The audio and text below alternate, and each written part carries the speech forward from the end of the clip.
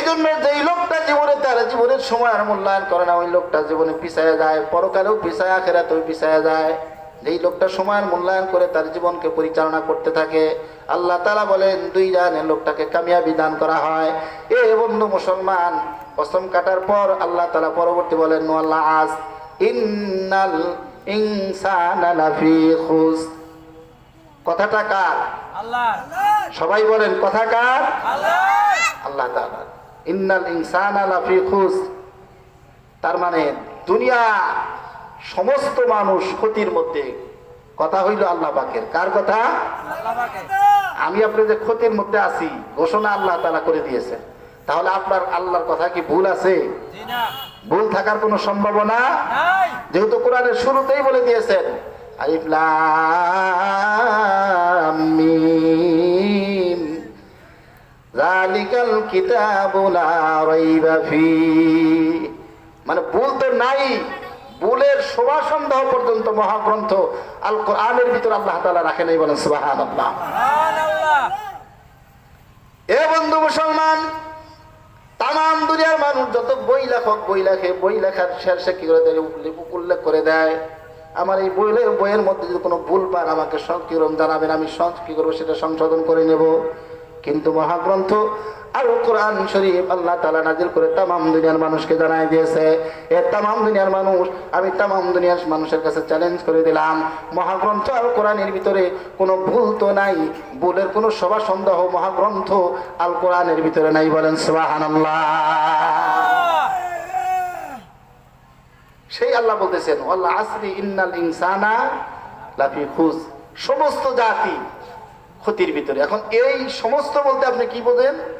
আদম আলাইহিস সালাতু সালাম থেকে শুরু করে হযরত ঈসা আলাইহিস সালাতু সালাম পর্যন্ত সমস্ত পয়গম্বরের কওমের লোকেরা ক্ষতিগ্রস্ত। শুধু তাই নয়, কিয়ামত হওয়ার আগ পর্যন্ত যত মানুষ আল্লাহ তাআলা জমিনে পাঠাবে সমস্ত মানুষ ক্ষতির ভিতরে। আল্লাহ তাআলা এই আয়াতের কি করেছেন? আয়াত দিয়া তাম দুনিয়ার মানুষকে বুঝাই দিয়েছেন। পরবর্তী আল্লাহ তাআলা বলেন ইন্নাল্লাযীনা আমানু, কিন্তু তারা ক্ষতির মধ্যে নয় যারা একমাত্র আমি আল্লাহ তাআলাকে আল্লাহ বলে মেনে নিয়েছে। বলেন সুবহানাল্লাহ। তারা ক্ষতির মধ্যে নয় যারা ঈমান এনেছে। কি এনেছে? ঈমান এনেছে। এখন আমরাও তো ঈমানদার। কি বলেন? আমরা ঈমানদার না? কয় যে হুজুর নামাজ না পড়লে কি ঈমান ঠিক আছে? বলি না এরকম? এ বাজান, যে ইমানে তোমাকে মসজিদে নিয়ে যাইতে পারে না, আমার সন্দেহ হয় ওই ইমানে তোমাকে কিভাবে জান্নাতে নিবে। আল্লাহ তাআলা বলেন ইল্লাল্লাযীনা আমানু, তারা ক্ষতির মধ্যে না যারা এক নাম্বার যারা মুসলমান ঈমান এনেছে। এ বন্ধু মুসলমান, ঈমান আনার মধ্য দিয়ে আমরা কি বুঝি? তার মানে ঈমান এমন একটা মহামূল্য সম্পদ যে ঈমান আনার পরে তার সমস্ত কাজ, পারিবারিক কাজ, রাষ্ট্রীয় কাজ, তার সাংসারিক কাজ, ব্যবসা বাণিজ্য, কথাবার্তা, চলাফেরা সমস্ত কিছু হবে আল্লাহ তাআলার নিয়ম অনুযায়ী। বলেন সুবহানাল্লাহ।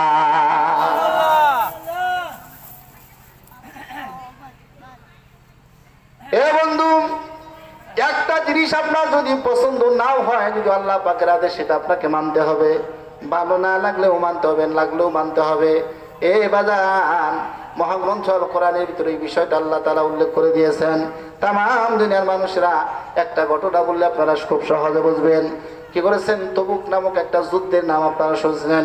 তবুক নামক যে এই যুদ্ধটা সংগঠিত হয়, ওই তবুকের যুদ্ধের যুদ্ধ শুরু হওয়ার আগে সর্বপ্রথম রাসূল আকরাম সাল্লাল্লাহু আলাইহি ওয়াসাল্লাম একটা পত্র লিখলেন। তৎকালীন যুগের রোম পারস্যের একজন বাদশা ছিল, যার নাম ছিল হেরাক্লিয়াস। কি নাম? হেরাক্লিয়াস। হেরাক্লিয়াসের কাছে পত্র লেখে, এই হেরাক্লিয়াস, তুমি যেই দ্বীনের ধর্ম মানতেছো, যেই ধর্ম মানতেছো, তোমার ধর্ম সঠিক নয়।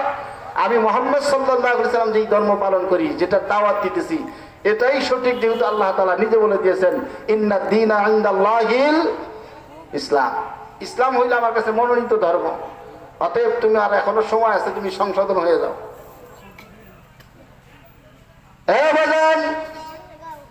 পত্র রেখে যেই মাত্র কি করেছেন, একজন দূতের মাধ্যমে তিনি হেরাক্লিয়াসের কাছে পত্র পাঠিয়ে দিয়েছেন। পত্র পাওয়ার সঙ্গে সঙ্গে হেরাক্লিয়াস পত্র পড়তেছেন। পড়ার পর যেই সংবাদ বাহক দিয়ে কি করেছেন, পত্র পাঠিয়ে দিয়েছিলেন, বাহুককে সঙ্গে সঙ্গে কি করেছেন, তার লোকের রাজ্যের লোকদেরকে হুকুম দিয়া লোকটাকে মেরে ফেলেছে। বলেন নাউজুবিল্লাহ। কোন রাষ্ট্রের দূতকে আপনি এইভাবে মারতে পারেন না, এটা ইসলামে জায়েজ করে। একটা মানুষকে আপনি এইভাবে হত্যা করতে পারেন না, আপনার পছন্দ না হইতে পারে। রাসূলুল্লাহ সাল্লাল্লাহু আলাইহি ওয়াসাল্লামের কাছে সংবাদ চলে যায়, ইয়া রাসূলুল্লাহ, ইয়া হাবিবাল্লাহ, আল্লাহর পয়গম্বর, আপনার সাহাবীটাকে আপনি পাঠাইছিলেন, তিনি শহীদ করে দিয়েছেন। রাসূল সাল্লাল্লাহু আলাইহি ওয়াসাল্লাম বলে মনের মধ্যে বড় কষ্ট পাইলেন। কষ্ট পাওয়ার সঙ্গে সঙ্গে মসজিদে নববীর মধ্যে চলে গেলেন। মসজিদে নববীর মধ্যে চলে গিয়া সমস্ত মুসলমান সাহাবীদেরকে সম্বোধন করলেন, হে সাহাবীরা, কে কোথায় আছো, মসজিদে নববীর মধ্যে আসো। মসজিদে নববীর মধ্যে সমস্ত সাহাবায়ে কেরাম হাজির হয়ে গেলেন।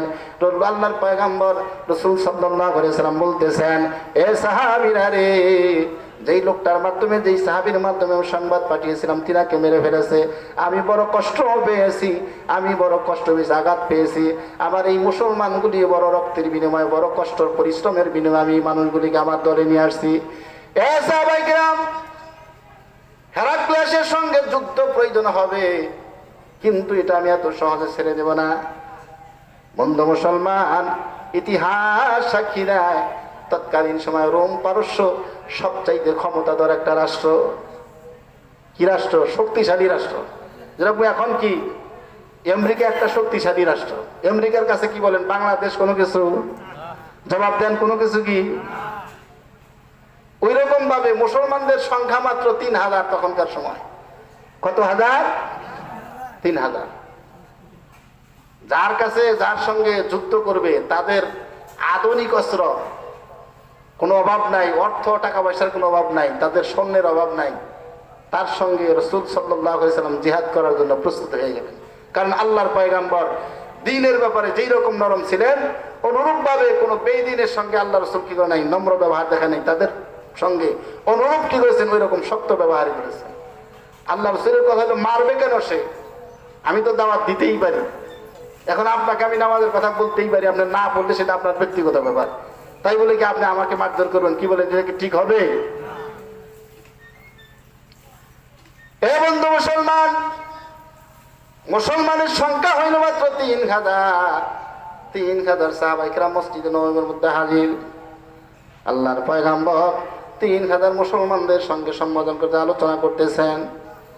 সর্বপ্রথম তার যে পালক পুত্র যায়েদ ইবনে হারিসা, তালহানা যায়েদ ইবনে হারিসা, দাঁড়াও। যায়েদ ইবনে হারিসা বলেন, ইয়া রাসূলুল্লাহ, লাব্বাইকা ইয়া রাসূলুল্লাহ, আমি হাজির আছি, বলেন আপনি। আল্লাহর পয়গম্বর কি বলতে চান বলেন আপনি, আপনার জন্য আমার জীবন কুরবান। রাসূল সাল্লাল্লাহু আলাইহি ওয়াসাল্লাম বলেন, কি হবে? ইয়ার মুখে কি হবে? একটা যুদ্ধ হবে, যে যুদ্ধের ময়দানে প্রথম সেনাপতি হিসাবে তুমি যায়েদ বিন হারেসা, তুমি কি করবে? সেনাপতিত্ব দায়িত্ব গ্রহণ করবে। সেনাপতি, তুমি প্রথম সেনাপতি। রাসূল সাল্লাল্লাহু আলাইহি ওয়াসাল্লামের প্রস্তাবে যায়েদ ইবনে হারিসা বলেন, ইয়া রাসূলুল্লাহ, ইয়া হাবিবাল্লাহ, কোনো সন্দেহ নাই, কোনো দুঃখ নাই, আমি আপনি যেটা বলেছেন আমি মেনে নিয়েছি। বলেন সুবহানাল্লাহ। লা ইলাহা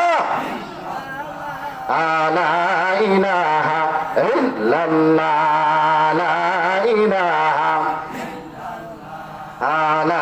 ইলাহা ইল্লাল্লাহ, লা ইলাহা। ভাইজান মূসা নবী জিকির করে তোর পাহাড়ে দাঁড়াইয়া, ইউনূস নবী জিকির করে মাছের পেটে বসিয়া। লা ইলাহা ইল্লাল্লাহ, লা ইলাহা ইল্লাল্লাহু মুহাম্মাদুর রাসূলুল্লাহ। আশা করি সাল্লাল্লাহু। তাহলে প্রথম যিনি সেনাপতি, একটা যুদ্ধের ময়দানে আপনারা বলেন কয়জন সেনাপতি লাগে? যুদ্ধের ময়দানে সেনাপতির কয়জন দরকার? একজন। কয়জন? একটা যুদ্ধের ময়দানে সেনাপতিতে একজনই লাগবে। আপনারা বলতে ভয় পাচ্ছেন, না জানি কি কই আবার কোনটা কই এখন বিপদে পড়ি, তাই না? দাদা নাতিনে আগেকার যুগে তো ছেলে দেখতে এসে অনুষ্ঠান করতে, অনুষ্ঠান করে ছেলে দেখছে। দাদার নাতি দুইজন মিলে একসাথে বসছে, ছেলের দেখতে গিয়ে জিজ্ঞাসা করে, ওই মেয়ের যে দাদা হে জিজ্ঞাসা করে, দাদা ভাই ফজরের নামাজ কয় রাকাত? নাতি তো আসলে জীবনে নামাজ পড়েই না, কি বলেন বলতে পারবো? নামাজ যারা পড়ে না কোনটা কয় অক্ত এটা বলাটাও তাদের জন্য এটা দুষ্কর ব্যাপার। দাদা নাতির নাতি দাদার মিহিজায় থাকে।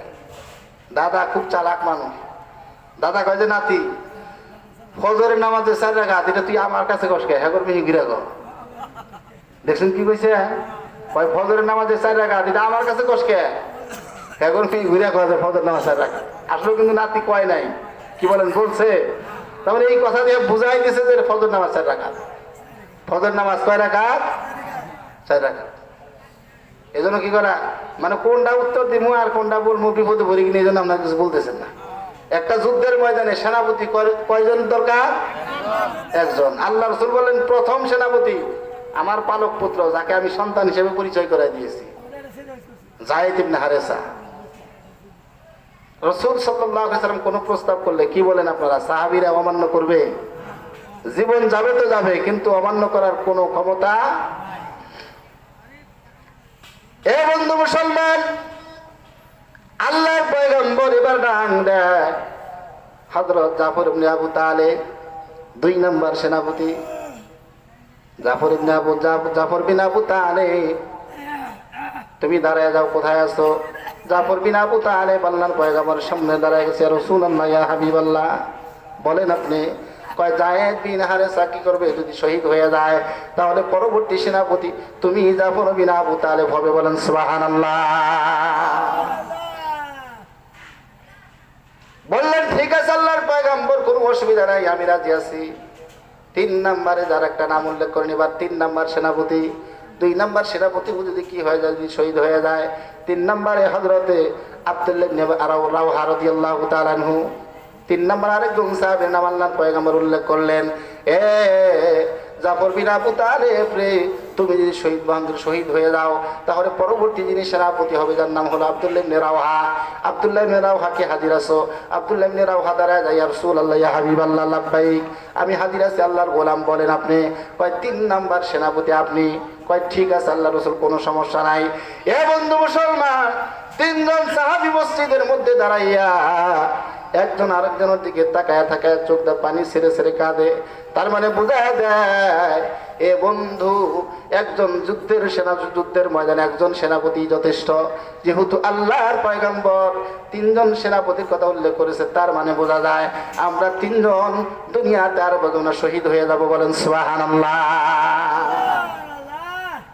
তাছাড়া তো 3 জনের নাম বলার কোনো প্রশ্নই ওঠে।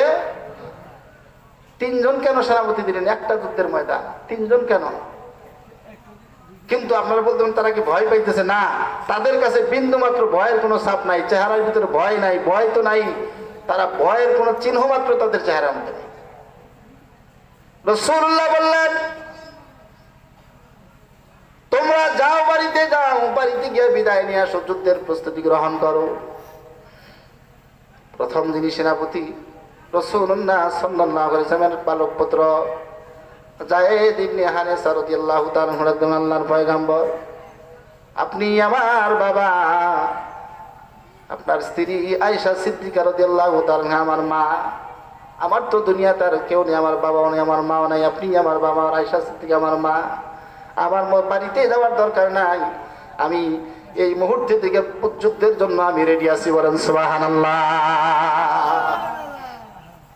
আমি আর আপনি একটা তাল বাহানা করে সুতা দিয়ে একাইটা পড়ার চিন্তা ভাবনা করলাম নি, কি বলেন? কথা ঠিক না?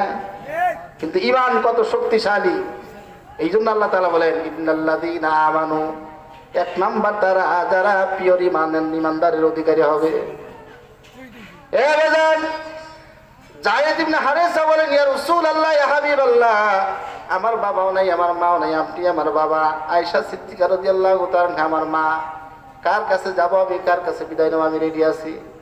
এবার কি করলেন? জাফর ইবনে আবু তালেবকে ডাক দিলেন, তুমি বাড়িতে যাও। জাফর ইবনে আবু তালেব দৌড় মেরেছেন, একটা দৌড় দিয়া বাড়িতে গিয়া ঘরে স্ত্রীকে ডাক দিয়েছেন, হে স্ত্রী রে, কি করতেছো? কয়, স্বামী গো, আমি আপনার জন্য খানা পাকাইতেছি। বলেন সুবহানাল্লাহ। এ যুবকেরা, ইতিহাস শুনো। ইমান, মুসলমান কাকে বলে, ইমান কাকে বলে ভাইরা। যখন আবু কি করেছেন, জাফর ডাক দিয়েছে স্ত্রীকে, স্ত্রী বলে আমি খানা পাকাইতেছি। কয়, খানা পাকানোর দরকার নাই, স্ত্রী আসো রে, তোমার সঙ্গে আমি একটু কথা বলে চলে যাবো, খুব তাড়াহুড়ো, আমার হাতে সময় নাই। স্বামী গো, কি বলে, আপনি হাবশি দেশে দীর্ঘদিন ছিলেন, বাড়িতে আসছেন, একটু আমাদের সঙ্গে আমোদ ফুর্তি করবেন, আপনি আবার রাসূলুল্লাহর দরবারে যাবেন, কি হয়েছে আপনার? জাফর ডাক দাওলেন স্ত্রী রে, রাসূল সাল্লাল্লাহু আলাইহি সাল্লাম তবুকের যুদ্ধের 2 নাম্বার সেনাপতি হিসাবে আল্লাহর পয়গম্বর আমার নাম ঘোষণা করে দিয়েছে। বলেন সুবহানাল্লাহ। সবচাইতে রক্তক্ষয়ী যুদ্ধ তবুকের যুদ্ধ। স্ত্রী, আল্লাহর জবাব রাসূলুল্লাহ সাল্লাল্লাহু আলাইহি ওয়াসাল্লামের পবিত্র জবানে যেহেতু আমার নামটা 2 নাম্বার উচ্চারণ হয়েছে, আমি বুঝতে পেরেছি স্ত্রী রে, আমার হায়াতের জিন্দেগি শেষ, ওখানে আমি শহীদ হয়ে যাব। স্ত্রী, তোমার কাছে অনুরোধ থাকলো, দয়া করে আমি মারা যাও, আমি শহীদ হয়ে যাওয়ার পর আবার এই যে ছোট ছোট যে বাচ্চাগুলি তুমি আমার এই রাস্তায় তুমি তাদেরকে ওইভাবে গড়ায় তুলে। বলেন সুবহানাল্লাহ। কষ্ট হইতেছে আপনাদের? চলবে তো ইনশাআল্লাহ, একটু সময় চলবে না? একটু মহাব্বতে লা ইলাহা ইল্লাল্লাহ, মহাব্বতে লা ইলাহা ইল্লাল্লাহ, লা ইলাহা ইল্লাল্লাহ, লা ইলাহা। ইব্রাহিম নবী জিকির করে অগ্নি কুণ্ডে বসিয়া, ইব্রাহিম নবী জিকির করে অগ্নি কুণ্ডে বসিয়া, ইসমাইল নবী জিকির করে শরীর নিচে পড়িয়া, লা ইলাহা ইলাহা ইল্লাল্লাহ, লা ইলাহা ইল্লাল্লাহ, লা ইলাহা ইল্লাল্লাহ, মুহাম্মাদুর রাসূলুল্লাহ সাল্লাল্লাহু। জিকির করলে আপনাদের খারাপ লাগে? জিকির তো একটা মহা সম্মানিত জিনিস। রাস্তা দিয়ে পথ চলতে চলতে জিকির করতে কোনো অসুবিধা হয়? কাজ করতেছেন আপনার, কাজের সময় জিকির করা যায়। জিকিরে আপনার কাজের কোনো ক্ষতি করবে? যেই জিনিসের সঙ্গে আপনার হায়াতের জিন্দেগি, যেই যার সঙ্গে সম্পর্ক, মৌতের সময় আপনার জবানে উঠে আসবে। কথা ঠিক কিনা? এই জন্য আপনি রাস্তা দিয়ে পথ চলতেছেন, চলতে চলতে আপনি মনে মনে যদি বলেন সুবহানাল্লাহ সুবহানাল্লাহ সুবহানাল্লাহ, আলহামদুলিল্লাহ আলহামদুলিল্লাহ আলহামদুলিল্লাহ, আল্লাহু আকবার আল্লাহু আকবার আল্লাহু আকবার, অথবা লা ইলাহা ইল্লাল্লাহ লা ইলাহা ইল্লাল্লাহ লা ইলাহা ইল্লাল্লাহ, কি বলেন? কষ্ট হবে আপনাদের? মৌতের সময় যখন হবে, হাজার মানুষ আপনাকে চেষ্টা করে আপনার জবান দিয়ে কালেমা বের করতে পারে না, কিন্তু যদি সম্পর্ক হায়াতের জিন্দেগির সঙ্গে তোমার কলেমার সঙ্গে রয়ে যায়, তাহলে মৃত্যুবরণের সময়, তো কষ্টের সময় তোমার জবান দিয়ে বের হইতে থাকবে লা ইলাহা ইল্লাল্লাহ মুহাম্মাদুর রাসূলুল্লাহ সাল্লাল্লাহু। আর জীবনের শেষ বাক্যটা যার লা ইলাহা ইল্লাল্লাহ হবে, সে বিনা হিসাবে জান্নাতি। বলেন সুবহানাল্লাহ। এ বাজান, জাফর রাদিয়াল্লাহু তাআলা আনহু বলেন, স্ত্রী রে, ছোট ছোট আমার বাচ্চাগুলি, আমি যাইতেছি দিনের রাস্তায়, এই সন্তানগুলি আমি তোমার কাছে আমানত রেখে গেলাম। আমি যদি শহীদ হয়ে যাই, আমার এই সন্তানগুলি তুমি এই রাস্তায় বড় করবে। সন্তানগুলি বাবাকে জড়ায় ধরে বাপ্পু বাপ্পু বলে কাঁদে। বাবা, দীর্ঘদিন যাবৎ তুমি বাড়ি নাই, অনেকদিন পর বাড়িতে আসছো, তোমার সঙ্গে আমরা খেলাধুলা করব। স্ত্রী বলেন, স্বামী গো, যাবেন তো আপনি যাবেন, কোনো অসুবিধা নেই, আপনি আমি একটু মোনাজাত করব। আপনি সব মোনাজাত মধ্যে শুধু আপনি একটু আমিন বলে দেন। হযরত জাফর ডাক দেন, স্ত্রী রে, সব কথার মধ্যে আমি আমিন বলতে পারবো না, এটা আমি বুঝিনি, এটা আমার ইচ্ছা, ভালো লাগলে আমি আমিন বলবো, না হয় আমি আমিন বলতে পারবো না। এবার জাফরের স্ত্রী আল্লাহর দরবারে হাত উঠাই দিয়েছেন, এ মাবুদ, আমার স্বামীটা যুদ্ধের ময়দানে যাইতেছে, মেহেরবানি করে আমার স্বামীকে আপনি যুদ্ধের ময়দান থেকে গাজী বানায় ফিরাই দিন। বলেন সুবহানাল্লাহ। কারণ কোন স্ত্রী চায় না স্বামী শহীদ হোক, কি বলেন, চায়? ওয়ালাইকুম আসসালাম, একটু মহব্বতে লা ইলাহা ইল্লাল্লাহ, লা ইলাহা লা ইলাহা লা ইলাহা ইল্লাল্লাহ মুহাম্মাদুর রাসূলুল্লাহ সাল্লাল্লাহু আলাইহি ওয়াসাল্লাম। কি বলেন? কোন স্ত্রী চায় না যে স্বামী শহীদ হোক, কি বলেন, চায় এটা কেউ? ওদিকে তাকায় থাকো না, একটু মেহেরবানি করে সকলে একটু তাকবীর দেই। অতিথিবৃন্দরা আসছে আমাদের মাঝে, একটু তাকবীর দেবো। রাজি আছি না সবাই? কি বলেন, তাকবীর দিতে রাজি আছেন? নারায়ে তাকবীর। না, মন মতো হইতাছে না। লিল্লাহি তাকবীর। আল্লাহু আকবার। ওই যে পিছনের ভাইরা মনে করতেছে হুজুর যাব না, তাই তো আমরা তো পিছনেই আছি। কি বলেন, আমি না দেখলেও দেখতেছেন কে? আল্লাহ তাআলা দেখছে। আপনি যদি তাকবীর দেন সেটাও আমলনামায় আপনার নেকি লেখা হবে, যদি না দেন তাহলেও আপনার আমলনামা জমা থাকবে। আপনি বলতে কি করছেন, আপনি মনে করতেছেন তাকবীর না দিয়া হুজুর একটা কি করবো, ঠক দিয়ে দিব। আসলে ঠক হুজুর